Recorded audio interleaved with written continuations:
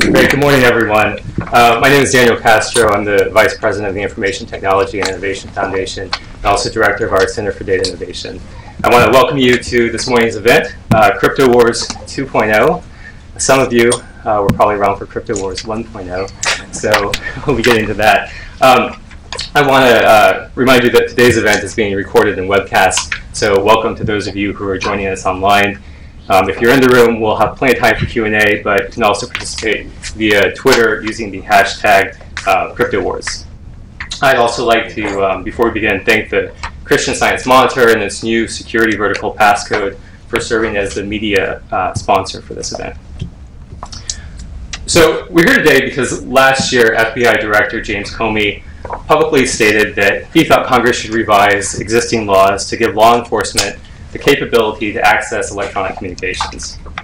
And doing so would require companies to back off all of the security enhancements that they've been moving towards over the past few years. Now, Comey's sentiments have since been echoed by a number of very senior government leaders, including President Obama and UK Prime Minister David Cameron. And this has reignited that debate from the 90s about whether US companies should be able to provide highly secure products both domestically and abroad. And of course, this comes at a particularly difficult time because the Snowden revelations have deeply weakened public trust in US government and US companies. And so 20 years later, policymakers find themselves again at a crossroads, unsure which path forward to take. And so the central question that we're trying to explore and answer today is, how do we balance privacy and national security? And I think in particular, one question that's been left out is, what will the impact be on US competitiveness? So we have an excellent set of panelists here today to help us answer these questions. Starting on my left, we have Michael Daniel, who is the Special Assistant to the President and Cybersecurity Coordinator at the White House, where he leads the development of national and international cybersecurity strategy and policy and oversees the implementation of these policies. Prior to his current position, he spent 17 years at OMB, where he played a key role in shaping intelligence budgets and resolving major policy issues, including cybersecurity. And to his left is Lance Hoffman, who is a distinguished research professor at George Washington University and director of its Cybersecurity Policy and Research Institute. He has an extensive history in cybersecurity, so much so that he taught the first regular university course on the topic back in 1970. David O'Neill is a partner in the cybersecurity and data privacy practice at Debevoise and Plimpton, and before that he led the criminal division of the Department of Justice. Amy Stefanovich is senior policy counsel at Access, where she leads projects on digital due process and issues relating to human rights and communication surveillance. And at the far end is Bruce Hyman, who has over 20 years of experience with the global law firm K&L Gates, where he's represented tech companies. And in the 90s, he helped lead industry efforts to liberalize these export controls on encryption and avoid domestic limitations and mandatory key escrows. So he was a key part of this crypto wars debate in the 90s as well. So thanks to all of you for being here. And what we're going to do is we're just going to have about an hour of discussion among the panelists. We're going to save plenty of time for your questions as well. So we're just going to jump right into it. And I've asked Michael to spend a few moments to kind of kick us off. And as I said in my opening remarks here, we've seen a number of high-profile government leaders making statements calling for companies to either weaken the security or introduce backdoors in commercial products. And in response to that, we've seen even legislation from Senator Wyden that might prohibit that. So, just as you understand it, what's the current policy of the United States on consumer access to strong encryption, and where do you see this debate going? Sure. Well, thank you. Thanks, Daniel, for having me here this morning. Appreciate that, and look forward to the conversation. And even I have some scars from Crypto Wars 1, so I want to try to learn some lessons from that and not have that be described, this round of this debate be described that way. One thing I do want to be clear on is that the president is not called on companies to weaken encryption. In fact, actually, in an interview the president gave out in California on the heels of the Cybersecurity Summit, he actually said there's no scenario in which the U.S. government does not support strong encryption. I think that, I spend a fair amount of my time going around and talking to companies about how they can improve their cybersecurity practices. And I think a lot of us would have been much happier if we had more widespread use of encryption, particularly of PII being held in databases. So that is certainly something that we very strongly support. What the president has said, though, is that it is a little bit unprecedented that technology is taking us to a place where it is putting information potentially literally beyond the reach of law enforcement, even under any sort of due process. And that is something that we have not really faced before in many ways. Because even if you think about putting files in a safe, if the police get a search warrant, they could eventually find somebody who can open the safe. But if you're creating essentially a place where that's not possible, even physically possible, that's a new place for us to be.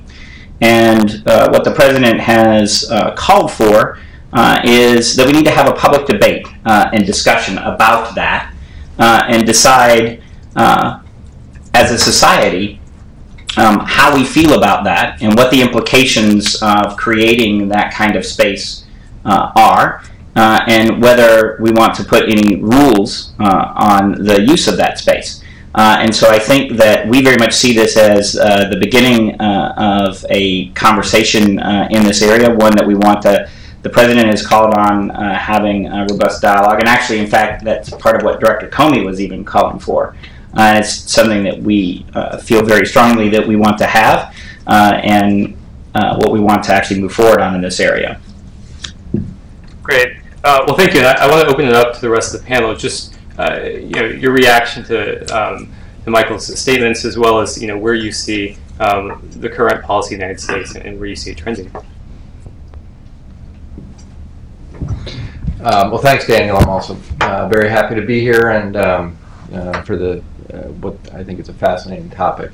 I think it is very encouraging to hear Michael say that this is really a difficult problem that society needs to wrestle with. And I think that's exactly right. At some points, some in government have described the problem and attempted to basically relegate it to essentially a technological puzzle. Basically a difficult problem that fundamentally is a technological one of the kind that computer experts have solved many times before, and if we just sort of lock enough academics and cryptologists in a room together, then they'll give us an answer that policymakers can just implement without making any hard choices. And I think that kind of rhetoric is actually counterproductive because it does not come to terms with the fact that there are fundamentally trade-offs here. And one of the, I think, key insights of the President's Review Group on Intelligence and Communications Technologies was that there are really two types of security that we are trying to promote here. One is physical security, and the other is the Fourth Amendment notion of security and the ability of people to have confidence in that the data that they store and the data that they send are visible only to those that they intend to receive it. And so I entirely agree with Michael that this is a question that needs to be the subject of robust public debate in which all of the relevant stakeholders have an opportunity to contribute. One thing this gets to is who is involved in the public debate. The basic question, of course, if you really get down to it, is who or whom do you trust, okay, and how do we decide that? How many stakeholders get brought in and when is very important. For a long time, I remember being in Crypto Wars 1. In fact, I couldn't resist bringing along this prop. I edited this book 20 years ago, Building in Big Brother, and if you look at the chapter headings, they could apply pretty much today, okay? And I like the spy versus spy graphic on there too. With full copyright permission, by the way, for Bruce. now the thing is, who are the stakeholders? When do they get to talk? It's not only the technologists like me anymore. And then some people claim I'm no longer a technologist, I'm a policy person. Well, you have to be in many worlds here. That's a very interesting thing. We see our students now coming in and getting degrees and doing studies which are both in technology and in other fields like economics and public policy. And they have to, because I totally agree, it's not a you can't just lock up the cryptographers and people in a room and say, solve this problem, it's a nice puzzle. It's harder than that. We don't have good enough economic models, political models. This is a very uncharted area, almost like the seas in the 16th and 17th century. And we may have to go back to there for some of the lessons on how governments came to deal with this over the long haul. Yeah. And so, Bruce, let me turn to you. Obviously, you went through these crypto wars in the 90s as well. Are there lessons from that debate over encryption that apply today? Well, I certainly hope that we're not going to have another debate about whether or not it's a good idea to put backdoors into crypto products. I mean, I'm not a cryptographer, but the overwhelming consensus of everyone who is that you can't put a backdoor into a product that gives government access and not open it up to other hackers. It's just not possible. And you know, if people think Pippa and Sopa was the first time the Valley sort of rose up, I mean, it really was crypto back in the 90s. I like to say we've seen this movie before. It's old enough that it's probably in black and white, but we know how it ends, and it doesn't end well for the government. I mean, literally, this started pre-web. I mean, it was the internet. You still had to use MS-DOS and type in commands to get access to it. The first attempt to liberalize export controls on American encryption products was 91. In 92, AT&T was going to come out with voice encryption with a big box. It wasn't your cell phone today. It was a big phone. 93, just after the Clinton administration got elected, that's when the intel and law enforcement agencies came forward with the Clipper chip idea. Ultimately, they backed off of a government-designed backdoor mandatory use of Clipper chip, and then started with, quote, key escrow, where, okay, the government would hold it, some third party will hold it. Well, that didn't go very far either, and through the latter half of the 90s, Congress repeatedly proposed legislation, and ultimately the administration backed off of that. I will say, because I think it is notable, that even in the immediate aftermath of 9/11, a key escrow proposal by then Judge Gregg on an appropriations rider was defeated. The Patriot Act itself says that you can't impose any specific technological requirements on industry. And that sort of mantra of we're not going to impose design mandates on industry was repeated in the e-Sign Act and the DHS bill, in the early aughts. And that continues to be, including in the President's most recent Cybersecurity Act and the Rockefeller-Thune bill from last year. So it's sort of a consistent theme. I don't think that's the right question. We're not going to design in backdoors. Now, I will say, I put one caveat to that, which I don't know the answer to, but will be interesting, that in the wake of folks who were proponents of net neutrality and the application of Title II, how that interplay with CALIA will work. So that even if end users get to design what they want, will carriers be compelled not to do business with anybody that hasn't designed a remote access feature? But the basic question here, it's not an absolute right. It's simply, it's not, are we going to have weak or strong encryption? It's really about the access to the data. And how hard do we want to make it for government to get access to information? I mean, you know, there's a big wall in front of you and you can't jump over it, so you dig under it, you walk around it, you know, you find out some other way to do it. You know, the FBI, the Intel folks can put keystroke loggers on the equipment. That's hard to do, and they don't want to do it. They want to have a centralized location where they can do all of these things remotely. I get that, and it's their job to want to do it as easily and as effectively as they can, and I'm glad they do it. It's just that in our democracy, they don't get to make the decision whether they should do it. Other people get to do it. It goes to Lance's point about, you know, who's really the deciders here. And that's why we have checks and balances, and that's why we have limits. So it's really that access. And I mean, I like to say, for example, I can guarantee saving 20,000 American lives every year. Guaranteed. We will impose a national, uniform 30-mile-an-hour speed limit. That's it. We will save 20,000 lives. But guess what? We're not going to do it. And why not? Because there are lots of factors on the other side that compel us to want to drive at 60. And you can translate that into the digital world as well. What was interesting on the crypto wars is, these took place in the 90s when e-commerce was still in a nascent stage. Now, can't even talk about the internet economy. It is the economy. And, are we going to really cripple it going forward? I want to pick up on points, Bruce, that you and Michael made.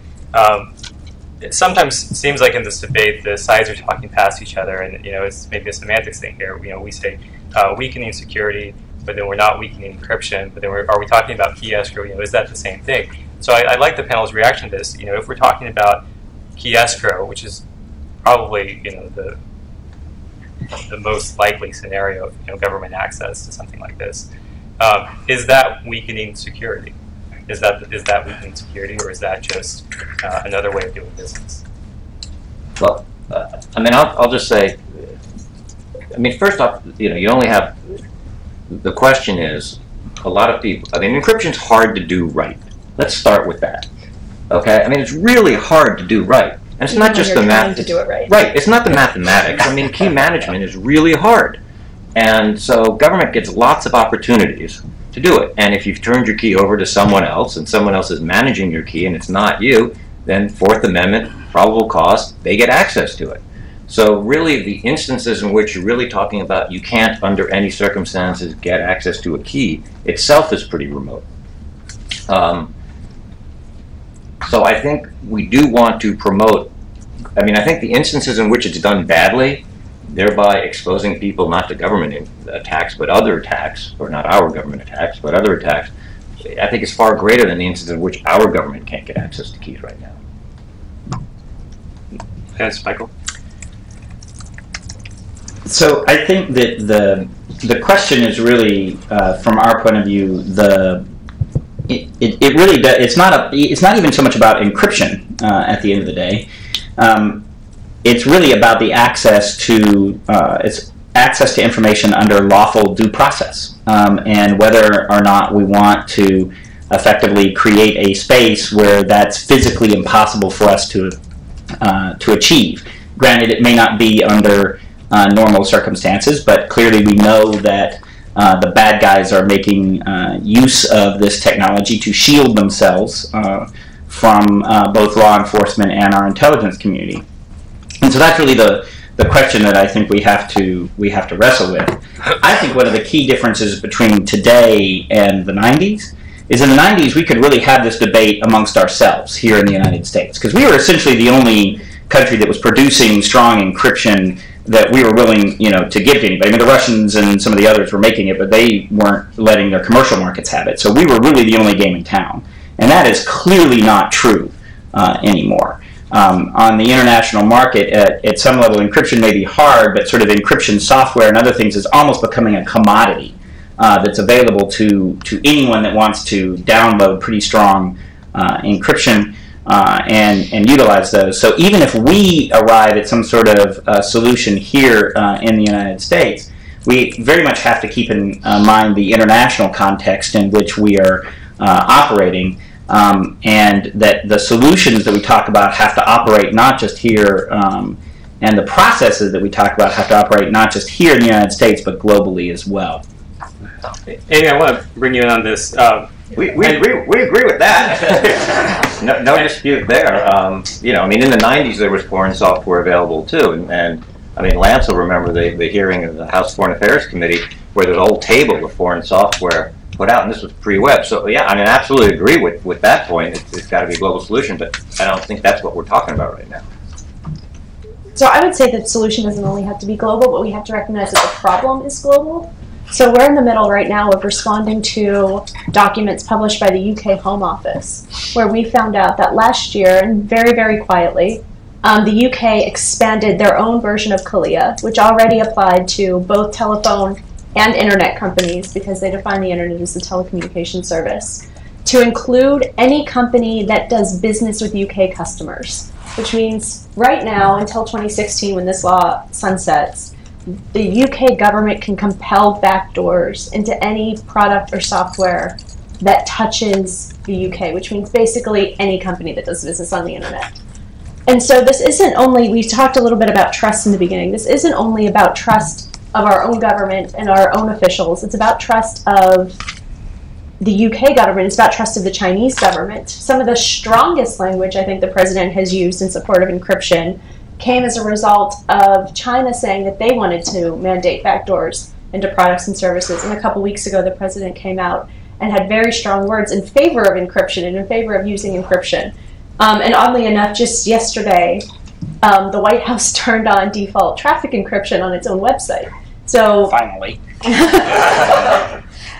So we do see support of encryption in government, but we aren't quite sure how to frame the problem yet. And I think Alex Stamos recently in Washington, D.C. at another event got up speaking to Admiral Michael Rogers of the NSA and said, you know, Alex Stamos is at Yahoo, and he asked, when does this stop? Like, if we are mandated to provide information to the U.S. government, where do we draw the line with other governments? And so this actually puts companies in a very, very difficult position of having to figure out where to draw a line and whether to service customers in other areas. And if they pull service in other areas, are they hurting users or are they helping them? And if they're providing technologies to people with vulnerabilities and with backdoors in order to facilitate government, at what point that actually affirmatively harms users, specifically users who aren't in the US but who are in incredibly oppressive regimes and who third-party access to data could mean imprisonment, torture, death in extreme circumstances. We're not only talking in this room in Washington, D.C. in a very, very controlled environment. This is kind of a global issue, and we need to frame it that way. Mm-hmm. And David, let me have you react to that. I mean, you've seen this both from inside government perspective and now from outside government. To this issue of U.S. competitiveness, is anything short of a kind of full-throated embracement of security and encryption detrimental to U.S. competitiveness? Will we see this kind of tipping point where we move away from leading the market? Yeah, I think it's a real risk, and I think it's a risk not only to the technology companies, but it's a risk to the U.S. government as well.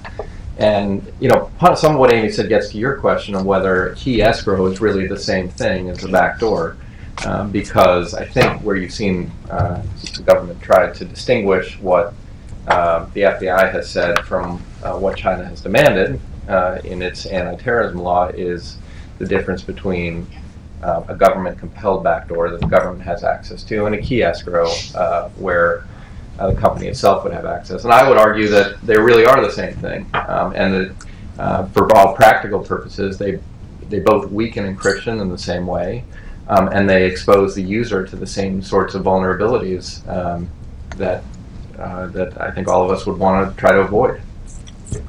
Yeah, I thought it was interesting in the comments they coming out of I think it was the FBI at that point saying that we don't want a back door, we want a front door. Mm-hmm. So we're still talking about a hole in the house, right? I mean, this is not it works in principle the same way. And Lance, I wonder if you can speak to that point. Get this working. Very good.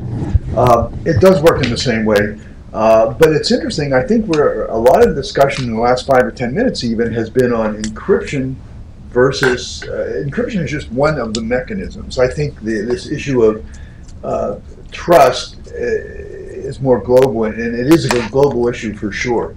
It does work in the same way. You can have encryption with multiple keys, many key holders for escrow keys, and you have K out of N. You have to get a certain number to agree before the thing can be decrypted. Is that strong enough? Is that too strong? We don't know the answer, and we are not. It's a lot easier to, for example, fund research on let's get the new best encryption mechanism than it is to fund research which is a little more squishy on putting together the economic. What are the economic costs of the Snowden revelations, for example? Okay, do we have a model for that? Actually, we do have one on our website. A graduate student did one, and you're welcome to go and play with it. But very little research is done like that. And we need to know that just to get some common metric of how do we strike the balance. We can do things technologically, pretty much anything you want, and Bruce has heard this 20 years ago. But that's not really the question to ask. The question is, in a global world, how do we get all the players agreeing on something that people can live with? Because otherwise we're going to have walled gardens all over the place, and what's the cost of that? And so I want to get back to kind of a fundamental question that's not even about encryption. I guess we can say, as Michael, you said, we've gotten to the point now where we have something, this technology that allows encryption that is different than the safe that we had in the past. Right? It's unbreakable versus before it was breakable. But I guess I want to push back a little bit on that statement, and let me start with Amy, and then I'll open it up. It seems like in the past, you could still go into a room with two people and have a private conversation. And the question is, can you extend that model to the internet with encryption? I mean, obviously, you could still bug the room, and as David said, you can solve keyloggers. So, I mean, I think the analogy is there. So, are we talking about this basic private communication that we had in the past, and just extending that to a digital world? I think that's very interesting, and we do a lot at Access. We do a lot of parties where we bring people in and we teach them how to use encryption, and we talk during those events about threat models. What is your threat model? What is your specific risk that you're up against? And the problem is when people are up against a very sophisticated actor like the NSA, they probably can't have a private conversation on their phone or on the internet, because the NSA and groups like it have very sophisticated tools. And it doesn't matter how sophisticated you are at coming out against that, they're going to be able to find some way around it, whether it's installing something on your phone or on your computer or getting to the information before it's even sent out. However, you can, under a normal threat model that I believe most of the people in the room are under, operate fairly securely online. We're not all going to be targets of the NSA. We're not all going to be targets of these sophisticated actors. And so there are tools and technologies available to make you secure. I think it's very interesting, the safe example, though. Lance had said it's not only about encryption, and I was here about a year and a half ago when we first started talking about if the crypto wars had come back, and it wasn't about Kalia 2, and it wasn't about encryption. It was actually about one of the Snowden revelations where the NSA was going in and undermining the standards encryption was built on top of. So before you even get to mandating vulnerabilities or building in backdoors, you have the encryption products themselves, and one of the major developer of the standards for those encryptions is the National Institute for Standards and Technologies in the US, who is legally mandated to consult with the NSA in their development of encryption standards. And one of the revelations showed that at least in one instance, the NSA has undermine the creation of strong standards in order to make sure that they can continue to spy on people, that the standards are built on something that they could access. So it isn't only about encryption, but I think we have to talk about all the things that are happening before encryption even gets put into a product, because there are a lot of things out there that are happening before we even talk about building in a vulnerability. And so we had the lock makers and the lock breakers somehow are the same company now. And so can you get into the safe? Well, even if it's encrypted, probably, if you know the combination. Right. So from what strikes me in this that actually has me concerned in this space, because of the need for strong encryption to underpin our commerce, the way that we live our lives online. What actually strikes me is that, Amy cited the UK example, which is typically the United Kingdom is cited as the closest ally to the United States. The U.S. government may be the strongest proponent of any government out there for strong encryption, what you see from the Chinese and what they have been trying to do may in fact actually be far more typical of how most governments actually think about the problem. And so from the administration's perspective, that's one reason why we came out so strongly against what the Chinese were proposing in their counterterrorism law, because we did see that as something that was bad for bad not just for U.S. business, but for the global economy as a whole. And that it was something that we felt it was very important to communicate very clearly to them. Interestingly enough, they have decided to suspend the third reading of that particular law, which has sort of put that on hiatus for the moment, which I find very interesting. But I think that debate is going to continue. And so it's one reason why I think, from my perspective, I'm so interested in actually driving the conversation here, because I know that so many governments around the world are going to be looking for a way to address this issue. And I think it behooves all of us for us to come up with the processes and policies and even down to, I would argue, the philosophical underpinning for what we want to do as a society with this, so that we can make the argument for that around the planet, and not just have it be something that we think is actually something that we can live with, but actually something that we would promote and say that this is the way that free society should actually come at this, not just technological problem. There's no such thing as just a technological problem in this space at all. And how we actually address that in a broader sense. I would say that working at the White House, we don't get easy problems. Easy problems get solved someplace else. They don't come to us. This is one of the hardest problems I know about. In certainly that's in anywhere close to my job jar. And I think that it's clearly one that is not going to be resolved or solved easily, simply, or quickly, and it's going to take a lot of work and a lot of thought to get at. Because I think that the tensions and cross currents here are so strong. Before we move on that, I want to ask you, building on that point about a policy that the United States can promote abroad, and your earlier statement that the president in the White House is not in favor of weakening encryption. Would you say the president's position is that we should be strengthening encryption? Is that strengthening? That I don't know that going to Amy's comments about NIST and the NSA and what we see in the past, it doesn't seem like that's the policy. Do you think that is?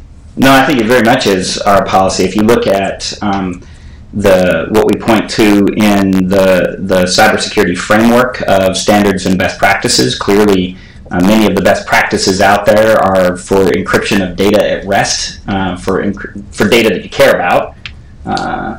To Bruce's point, encryption's hard. It's costly, so you're not going to encrypt everything, for example, and that's just one of the security controls you can put on data. But that's clearly a best practice that we point to and support. We have worked very hard to increase the level of security on the government's own systems. And have been moving towards that on our own system. So I think very clearly we are strong promoters of this. I think what the president has said is that all of that being true, to act like there are no trade-offs in this space, and to not acknowledge that this does give capability. As with most technology, it gives capability to malicious actors to do things that could potentially harm us. To pretend that that's not a trade-off there is wrong.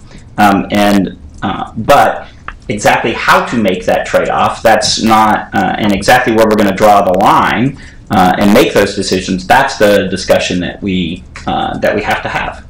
I think that's true. I think in doing that, it's also important to take into account not just a narrow focus, as I said, on encryption, but all the other technological advancements that advantage government law enforcement and intel and government surveillance.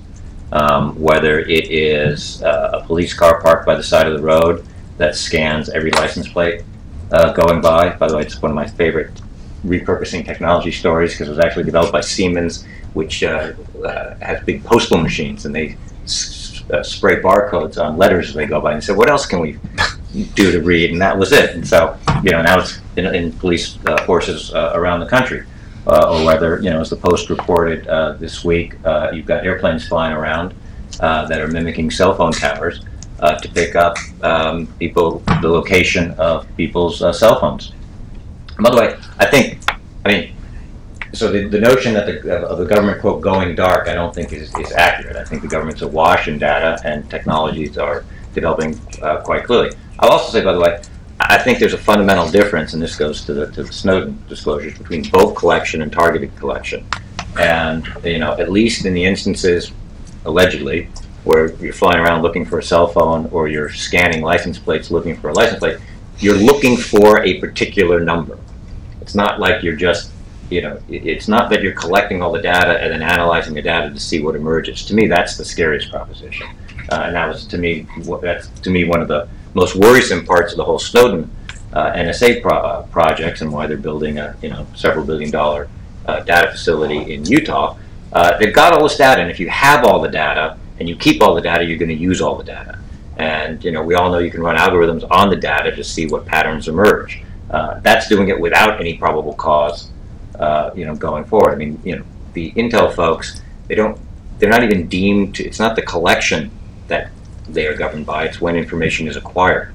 And under the interpretations of existing laws, and this is going to be an interesting aspect when we redo the Section 215, they can collect all the data. They only, quote, acquire it, and hence the laws apply when they actually ping it, they say, for a specific purpose, or with a specific name. But again, you've got all that data, you're going to be analyzing it. I'd like to see people, again, not just say, no, we don't want, no government, don't do this. What we're missing is, as Michael suggested, I think, more positive solutions, not only coming from the government, but coming from all of us, coming from what I see a lot of people from industry come to me and say, oh, we need good students to do this with these specific skills and that sort of thing. That's fine. But that's really putting Band-Aids on the philosophical problem, if you will, which is, how do we address this? What's the cost-benefit analysis, short-term and long-term? How do we make a reward system for business, for governments, for everybody, so that we can get to a reasonable place without just falling into things and cobbling things together that then fall apart? That's where we are now. We're in a sort of a chaotic state right now, and we don't have good enough models of that and all. And I don't, with very few exceptions, I don't see organizations stepping up and saying, okay, we suggest you do this. Yes, we know it's not perfect for us, but we can live with it, and we can live with that, and it'll make everybody in a more stable regime is what it boils down to long term. And so that's a great point, because I think one of the challenges with that is that there's some uncertainty on the costs and there's some uncertainty on the benefits. And so why don't we focus on that? Why don't we start with these kind of trade-offs? The president said maybe we want to value privacy and civil liberties far more than we do the safety issues, but we can't pretend there's no trade-offs whatsoever. So I put it to the panel, what do you believe these trade-offs are, and are they worth it? And one of the really unfortunate things, and there are so many, it's hard to pick just one, about the Snowden disclosures is the unfair perception, I think, that the U.S. government is specifically targeting U.S. technology companies and U.S. technologies, and weakening them as opposed to companies from other countries. And so I think whenever we have this discussion, I think we cannot close our eyes to the very significant costs to the U.S. technology industry that resulted from that perception and the erosion of trust among their customers around the world in the integrity of their products. And that it also makes, I think, Edward Snowden continues to make this discussion very difficult, because I think the White House has done exactly the right thing, the President has done exactly the right thing in calling for a public discussion about this. But there is a sense that it's a bit of an artificial discussion when, since the President made that announcement, we've had two more Snowden disclosures. One indicating that GCHQ stole the SIM cards that underlie encryption, and then more recently that the CIA has been working to crack encryption. And so there's a bit of a sense that we're having this discussion, and meanwhile, outside of the discussion, there's a whole lot of activity that renders it kind of silly. So, anyone else want to take that? I mean, I think we need to look at what is the problem we're solving here. Because if you look at where we have encryption that's protecting things, it's outside of the metadata. So there's huge amounts of metadata that are incredibly valuable. This is why the government is fighting so hard to keep the telephone metadata program running. It's because that has... That's actually me. Sorry about that. Because metadata actually is incredibly useful. We can track location of everybody wherever they go. We can figure out who they're calling, when they're calling them, who they're emailing, all of this information. And then when you get to the actual content, where encryption actually proves to be a barrier is a very small number of cases. You actually, if you look at the 2013 wiretap report, encryption only prevented law enforcement from looking at content in 9 cases throughout the year, out of a much larger number of wiretap cases that were out there. So it's a very, very small problem. And it's not saying that they can't find other ways to get around what is out there in those very small number of cases. I think the second point there is that... No, I'm just going to stop there. I'll say the second point for a bit. Well, I want us to talk a little bit about the benefits, because it seems to me that a lot of people would agree that if doing this, if having more access to the data could stop the next 9/11, sign me up. We're going to do that. And it seems like in the president's interview with Recode, he was kind of hinted at something like that, saying there might be these really substantial benefits. Bruce, I want to go to you on this, because you brought up this point with how fast we travel in cars and the laws there. I think the question though is, how certain of these benefits are we, and can we actually, to Lance's point, make a rational cost benefit analysis, knowing what we know today? So. I mean, right. So it's a question of false positives and false negatives, and how do you want to over collect information? Do you want to over collect information on individuals in order to get the one individual you need, or do you want to miss the one? And then what are the consequences associated with each of those? And I think, as I said before, the problem with weakening encryption. We don't have to recite the rise of the vulnerabilities, cyber hacking, cyber terrorism. It's by weakening the systems, you are just undermining the economy at this point. Now, the question is, okay, so let's balance that against the nightmare scenario of the terrorist who has the nuclear bomb. And even if that percentage of that scenario is incredibly small, that's catastrophic consequences. But I think if you just look at encryption, as I've said before, you're missing the point. You really need to look at the range of technologies available to try to defeat that situation. This goes to Amy's point. I don't know what the 9 cases were. I don't think they articulate them. But it's a question of, are there other ways to go about it? And I actually think our intelligence agencies, our law enforcement agencies are incredibly good. I want them to be incredibly good. I think they adhere to the law. I think they push right up to the line, but they don't get to decide where the line is. So I want to continue doing that. I want to ask you to extend on that to the point that you can have, there's this question, what can law enforcement do to push back or to circumvent security measures? There's also the opposite question of what criminals or terrorists can do to avoid being held by whatever policy the United States chooses. How do you think that will play out long term? Well, I think it's an excellent question. I mean, as I think everybody agrees, the U.S. does not have a monopoly on encryption and good technology.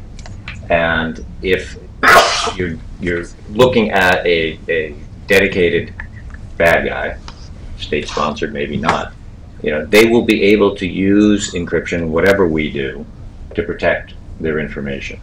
We're going to have to use other means to try to get at that information. Anyway, even where we just ban encryption here, it's not going to keep dedicated criminals, terrorists, state actors from using it.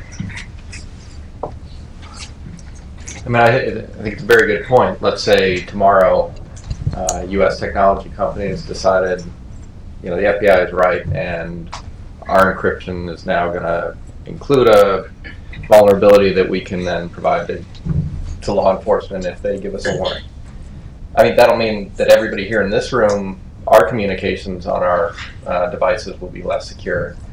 But I highly doubt that someone who is very intent on maintaining security and maintaining end-to-end encryption on their with their communications is going to just accept that and not use one of the many other devices or products or platforms that are out there that allow those kinds of secure communications. And so I think when we talk about the benefits, we got to be clear-eyed about that. And Michael, can you speak to this point? Because this seems to be a key part of the debate, which is, is this debate even worth having? Are we just going to not capture the people that we actually want to capture in the policy?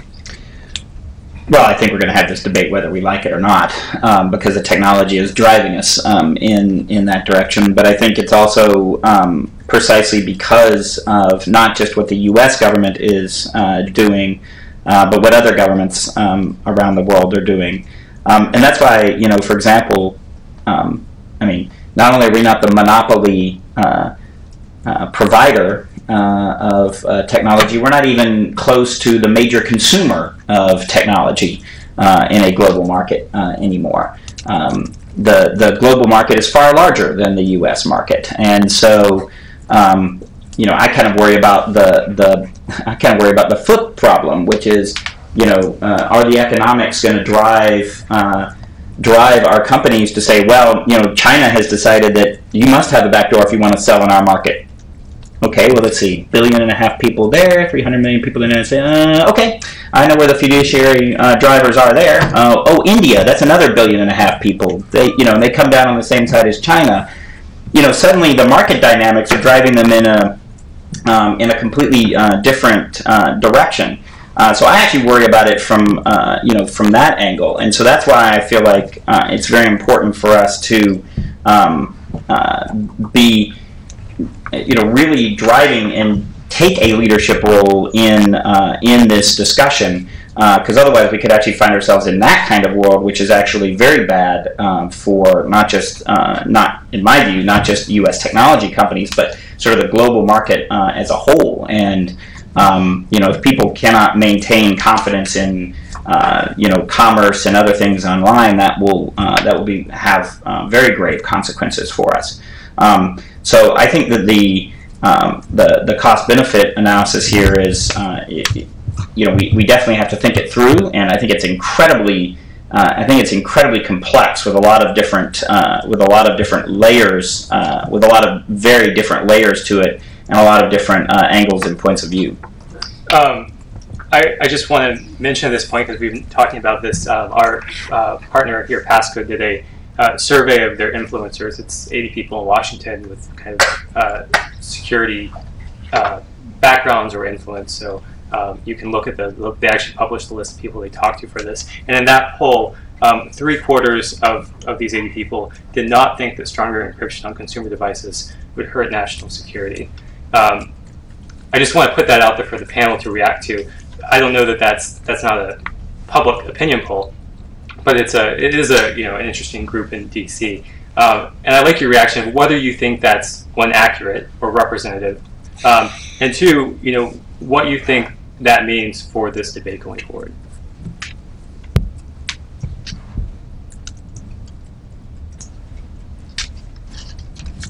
I think it's probably close to accurate, but in terms of what it means for the debate going forward, I worry that it is too narrow and may shine, it's like the old joke of looking for the keys under the lamppost, even though the keys aren't there, but the light's there.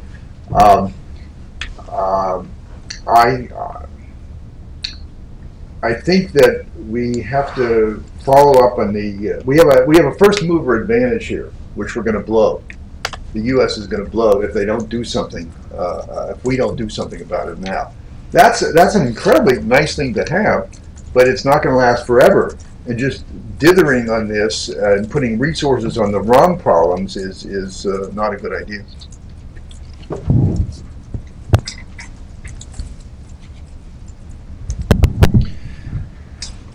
Very hard to say, I think, whether it's accurate or not. I mean, it is interesting that 80 of the influencers have that view. At the same time, I think Michael is right. I think that we got to be realistic that there are trade-offs here. And I entirely agree with him that it is critically important what the U.S. government says and does in this space, because I think other countries are watching. They are watching and looking for a lead from the United States, and so I think it is really encouraging that the U.S. government has said what it has about in response to the China law. Well, I think, as I said, I would agree that it is unlikely to hurt national security. At the same time, it will make it harder for law enforcement and the intel agencies to do their job, and they have to solve the problem elsewise. I would agree, and I would say it makes it harder than it has to be for law enforcement to do their jobs, but I don't know if it makes it harder than it historically was. One of the things that encryption will do is it will drive up the cost of surveillance, because you'll no longer be able to collect all of the information. You will have to target people out. You will have to find ways around individuals in many cases. So you're going to have to step back from the model that's emerged with the internet age of collecting all of the information and being able to analyze it. And you'll have to go back to the targeted surveillance model of getting access to the people that you need access to, and making sure that you're only targeting those people. But I would agree with the statement. I want to open up to questions in just a minute. Let me just ask the panel one last question here before we do that. We've kind of touched on this, the issue of U.S. competitiveness and U.S. policy. And I'm really curious. I'd like both Michael and Amy to take this. And that's, you seem to both have slightly different perspectives on what U.S. policy should be here. Is that reconcilable, though? I mean, I think you both want the United States to lead on this area. Do you see a way of U.S. leading on this policy that doesn't end up in a China kind of getting their way because that's where the market went? Well, ultimately, I do think we can do that, because I do think that as David said, that we and Lance, that we have the opportunity to be a first mover here and establish some rules of the road, if you will, for that other countries will also adopt, that can be a counterweight to that if we take the opportunity to do that. And I think that that's the advantage that we have, is that as messy and as loud and occasionally obnoxious as our process is, it's open and it's transparent, and we will get there through a large degree of public debate, and so that everybody can see the philosophical underpinnings and why we have chosen to go in the direction that we have, and that's the strength of our system. And I think that ultimately, we do want to promote those values and support for human rights and all those kinds of things. We want to promote those values internationally, and I think we can do that in this space in weighing all of those things. So I think that it's not going to be easy, and it will take us some time, but I think we ultimately can do that. I actually agree with all of that. I don't know if we have the same ideal there, the ideal destination. I don't know. I bet that's probably where we would differ a little bit. But I agree with that statement. I will say one of the things that I worry most about, getting back to what I said about the UK, is not necessarily what policies and procedures the US puts into place, at least publicly and transparently. It will be about what is happening that's less transparent, and actually what agreements we have with other governments, including our closest ally in the UK, for them to mandate backdoors and to have access to information and to kidnap SIM cards and put them into phones. And then just send that over to the US in inter-country agreements that we've never seen and maybe will never see, and can be thrown into a database totally outside of the US legal framework. Great. So I want to open it up to questions. Yep. Thanks. Michael, I like your Michael, I like your framing of the issue as one about access. I would add, I think it's also about access from whom. And so I'm curious about why you think, if you do, that it's so important that the access be from the technology companies as opposed to the folks who consume their products. Thanks. Thanks, Dean. Actually, I'm not sure that it necessarily has to be through the technology companies. In many ways, there is some truth to the fact that we have. I find this a lot, that we like to extend our models that have existed in the past and sort of just extrapolate them into new technologies in new areas. And we deal with this a lot in cybersecurity, of sort of extending sort of traditional models of border security and other things into cyberspace that don't work very well. And so in many of these areas, we've sort of just extended the idea of sort of the wiretap concept, the CALIA concept of how you can get access at the midpoint through lawful process through the technology company. And that may or may not be the right model. This is what I meant by saying that this is even more than just about encryption as a problem. And if you keep yourself locked into that box, you're going to find yourself in a box canyon potentially. And we need to actually have a broader view of the process and the problem. And so it may well be the case that the approach that we want to take doesn't rely on the technology companies, precisely for the reasons of international competitiveness and our leadership. It might still involve them. It might involve them in some circumstances and not in others.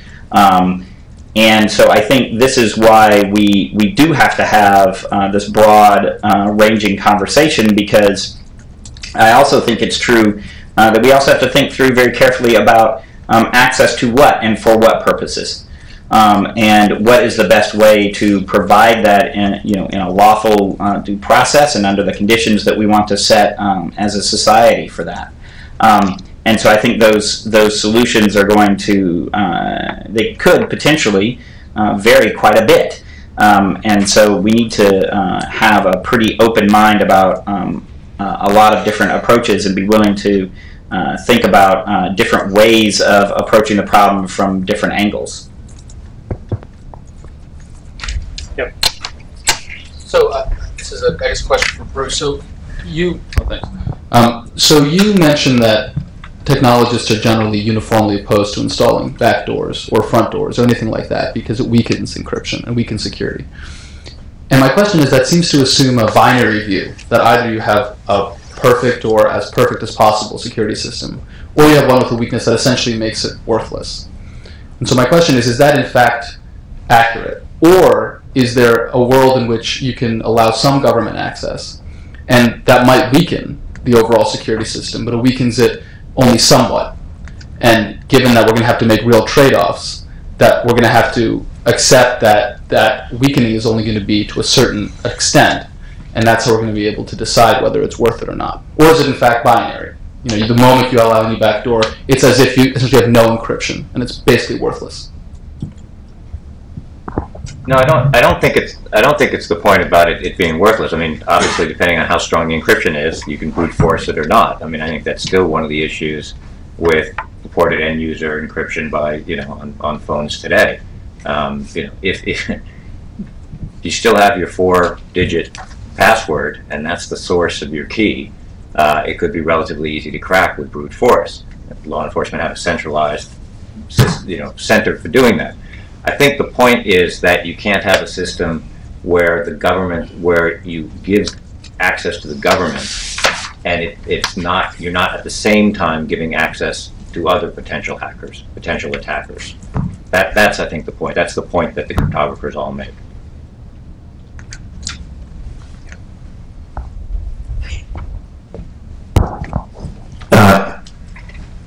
Hi, Dave Burr from Politico. Mike, can you expand on Michael, can you expand on your most recent comments about other possible models, what they might look like? Is there something more concrete you can flesh out? So this is where I get to say I'm a policy and budget guy, not a technologist. So the short answer is I don't know what some of those might look like, but you could imagine. Amy and Bruce have both talked about other kinds of data that you might want to look at besides content. We need to do that kind of analysis, as Lance was talking about, of where is the information that we most need, and how do we get at lawful access to it? Where do we actually need to get access to specific kinds of information, and what process do we want to use for that?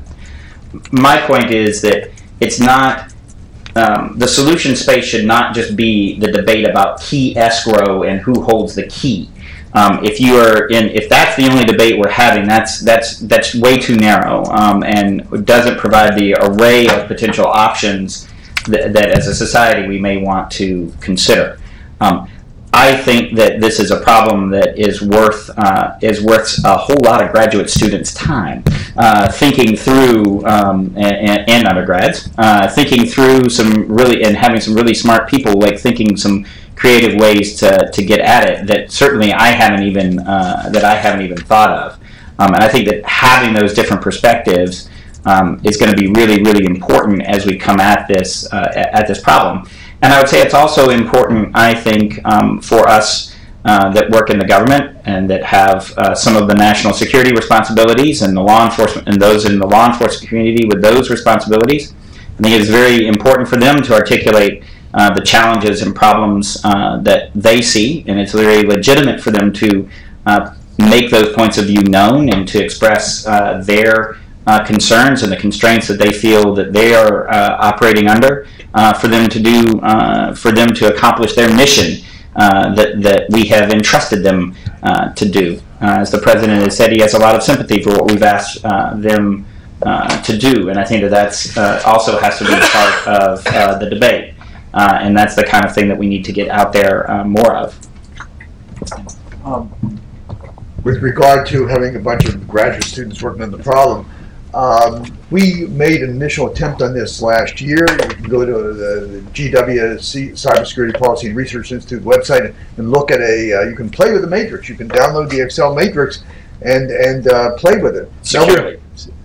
Insecurely.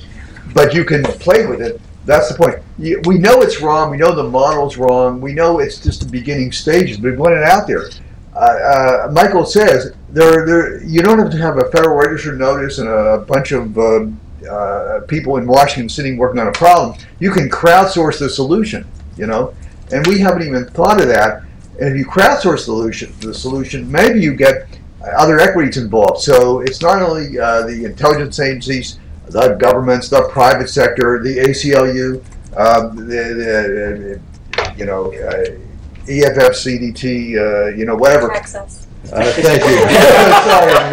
Sorry. all of these folks, and if you find some solution where pretty much everybody says, okay, hacking Tor is a good idea or a bad idea or whatever, maybe you're on to something. Maybe you can work incrementally that way. But we're going to need a lot of eyes and stakeholders on the problem, because they're not just the people in this room, and they're all over the world.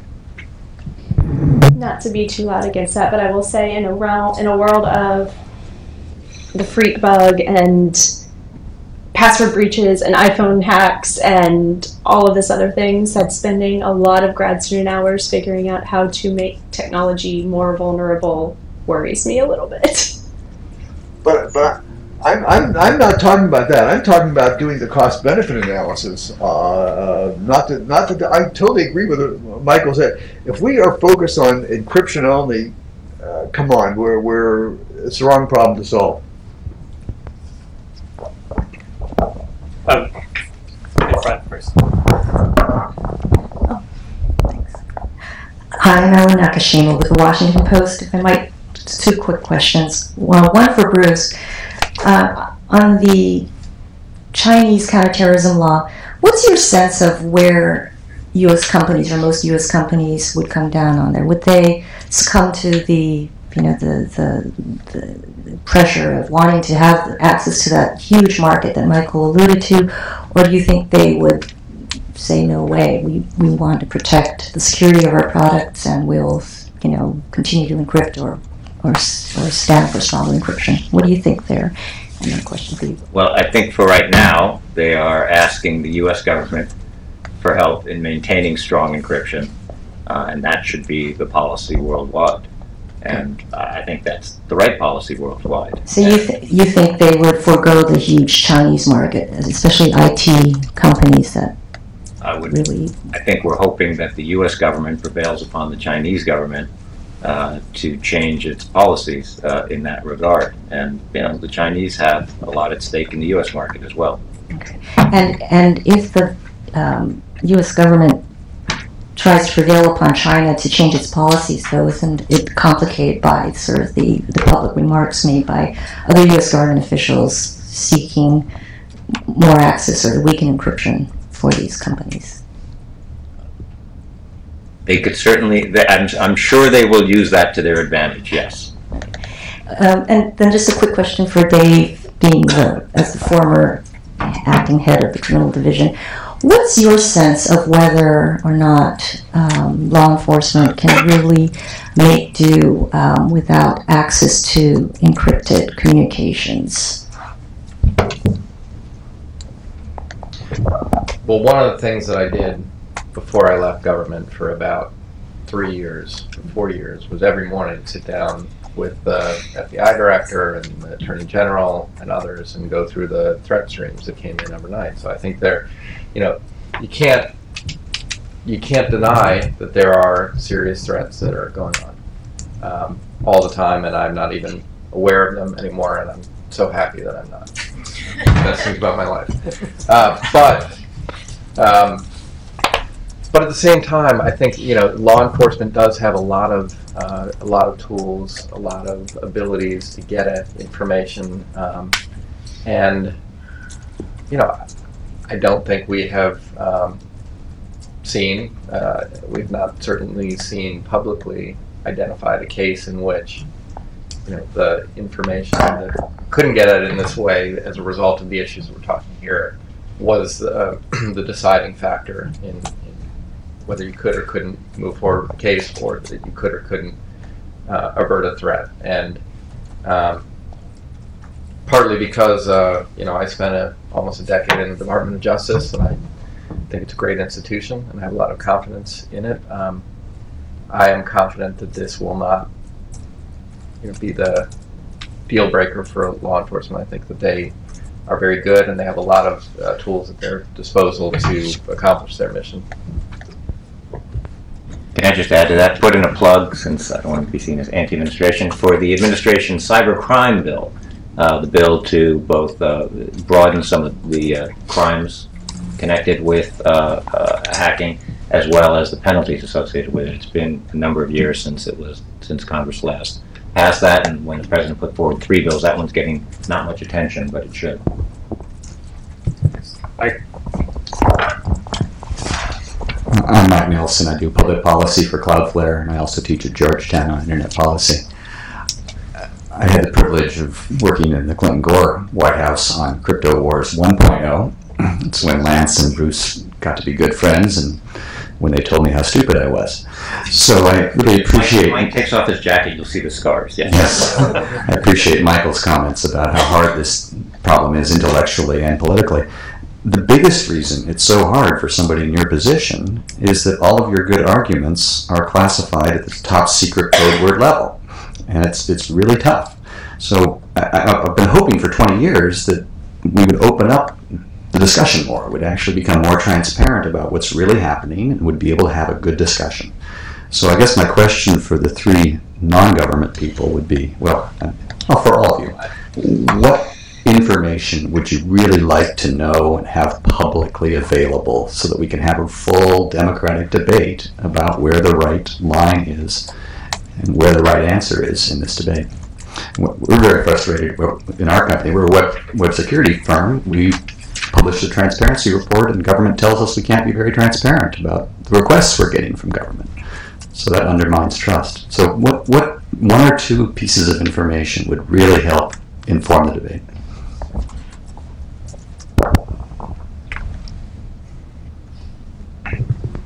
Well, first, let me put again a little historical perspective on this.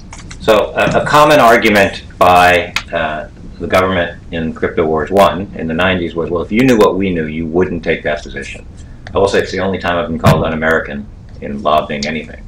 And our position was, if you recall, it was Goodlatte and Lofgren who took the lead in supporting strong encryption during the 90s. And the industry said to them, you must go spend time at NSA, because they're going to tell you things. And if they persuade you, then they'll persuade you. And they did that.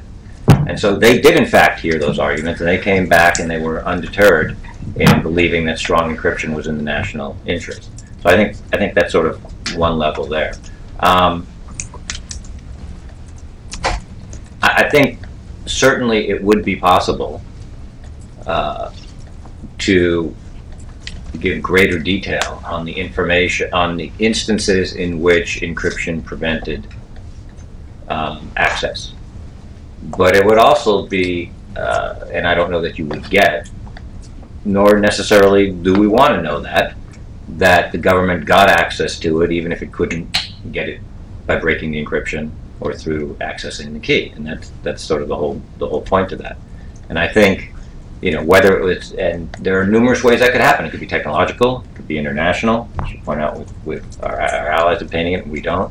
I mean, I think part of what the Stone disclosures did was to reveal the great number of ways in which our government is able to obtain information it needs to fulfill its functions. And some say Snowden did a service. I think he also did us a disservice in that way. I think we want to have a robust intelligence and law enforcement capability. I also think we want to have strong laws that direct that capability at appropriate targets. My answer would be, if through Snowden or through other means, the U.S. government is being accused of doing things that it is not doing, then say so. I think that, and I really feel for Michael on this, having been in the government, and I suspect when each successive Snowden disclosure comes out, the government, like everybody else, is scrambling to figure out exactly what it means, because they're taken out of context, they're mischaracterized. But the problem is they feed a narrative that people need to respond to, and I think it would go a long way if the government could just say, we're not doing that, and we don't intend to do that. I think that would help, but I also recognize, from having been in the bureaucracy myself, how difficult that can be to do. And by the way,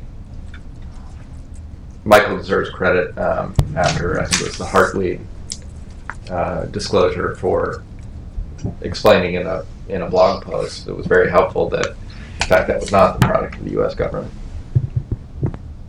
I would largely echo what Bruce had said about what else they can do. And in the wake of Heartbleed, we did get more information about a rebooted vulnerabilities equities process. I don't believe we've seen anything about that process since it was announced that it was going to be rebooted, and all we got was a memo.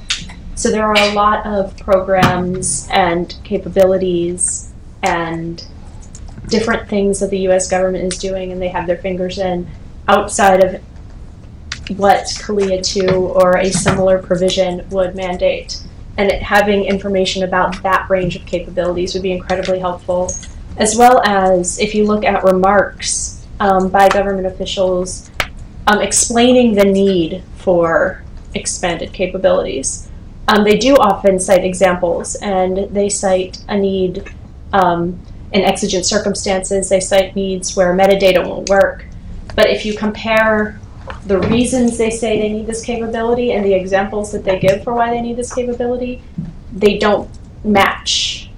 And so it leaves many more questions than you have answers for if you really look through those statements and try to parse what they're trying to say.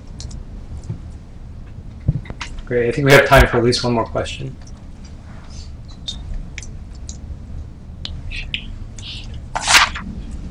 I'll take the opportunity to ask mine, and that's, I think we are, in many ways, in crypto's war 2.0, and I think the debate will be different. I think one way, especially that this debate will be different, is that we're seeing new technologies emerge, autonomous vehicles, drones, the Internet of Things, where there is interest in government having similar levels of access or control. I think these types of questions will apply there as well. Are we going to have a CALIA for the Internet of Things? So my question to the panel is, to react to that, as you see, as we've talked about from the beginning, technology changes have pushed us to this debate today. What technology changes, or how do you think the technology changes that are coming down the pike, how do you think that will impact the debate? Why don't we start with Bruce, and we'll just work all the way down. Oh, it's a broad question. I think developing technology certainly enable government to have the potential for greater surveillance of the citizens, and I think it is more likely that they will favor government than favor individuals and individuals' privacy. A lot of that is surveillance in public places, just not a lot of privacy laws now. What one does with those information, when does the government get access to that information, I think is not a technological question, it's going to be a policy question. And go back to Justice Sotomayor and her point about how a lot of metadata can create the mosaic of our lives. And I think we're going to have to really get a grip on that. The other question, again, I come back to is I don't think people are, it's sort of the question of data retention for the government. If the government has the information, they're going to use it, and they will try to run analytics on it. That makes me nervous. Cory Doctorow tells a story about a heart implant and how the heart implant is attached to the internet and how a vulnerability could have been used to actually detonate the heart implant inside a person. And I actually think that when you start talking about inserting weaknesses and making technology less strong than it could be, that the risk to consumers as we start getting into new technologies actually becomes much, much greater. Now we're seeing risk to consumers in line with the iPhone hack. We have very, very, very personal data on our devices, in our networks, computers, cell phones, etc., that people don't want to get out. And vulnerabilities could allow bad actors to access that information and use it against people. As more of our personal information and it becomes more connected to who we are personally and to our bodies, and that becomes more connected to the internet, and we have vulnerabilities built into that, I think we will see an increased risk to people and what it means to not have the most secure technologies on the market and available for use.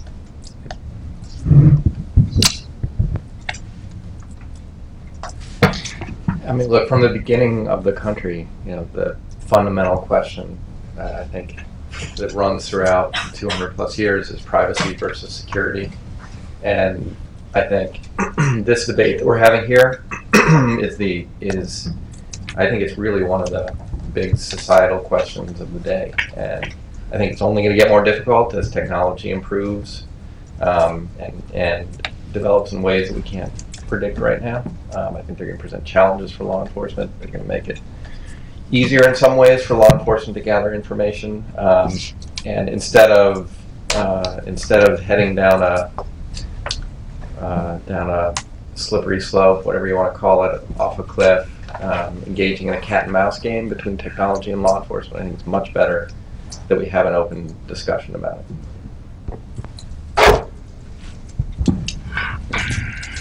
I think the advance of technology, and especially the Internet of Things, is really going to accelerate the debate a lot.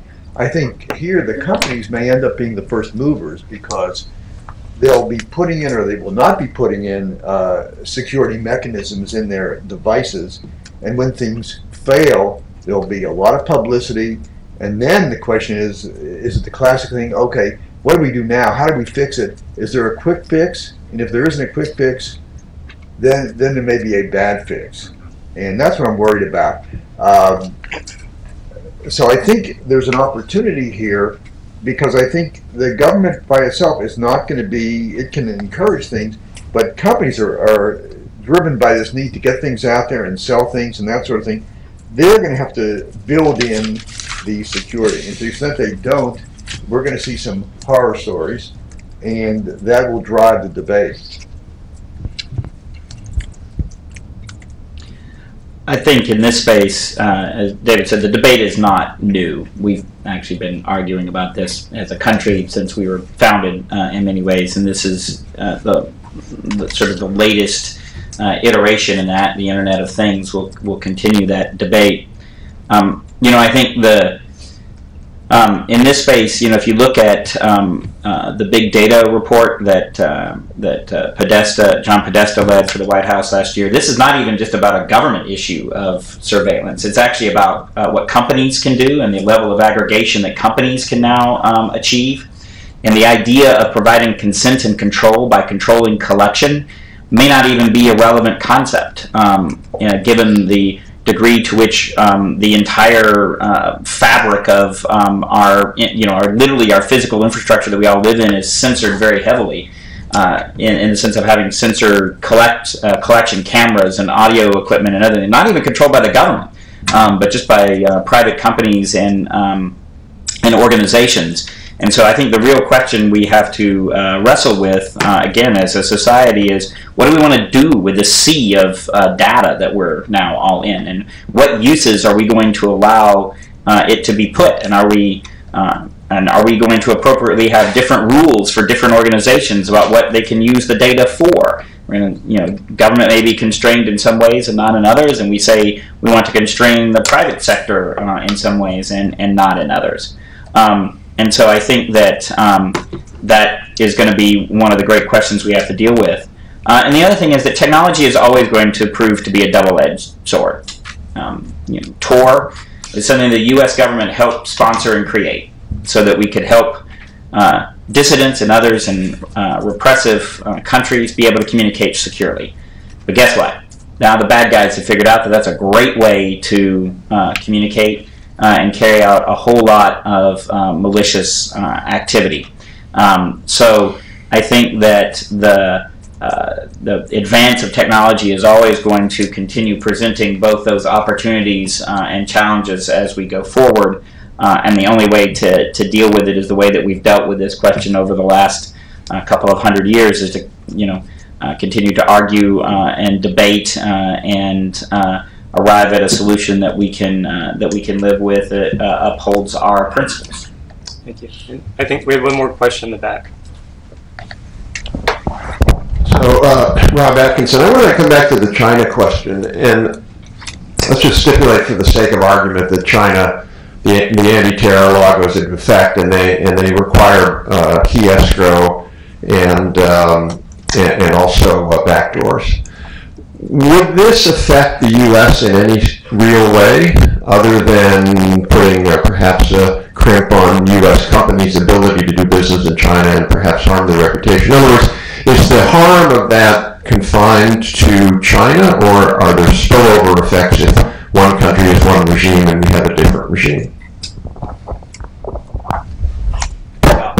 Yeah, I mean, I think from my perspective, the harm is not confined just to China, because obviously, as others have said, you know, if you create those, if you create the backdoor in the way that China has been talking about it, you know, they would say not only are you going to create a backdoor, you're going to give us the key, and we're going to get access to it anytime we want.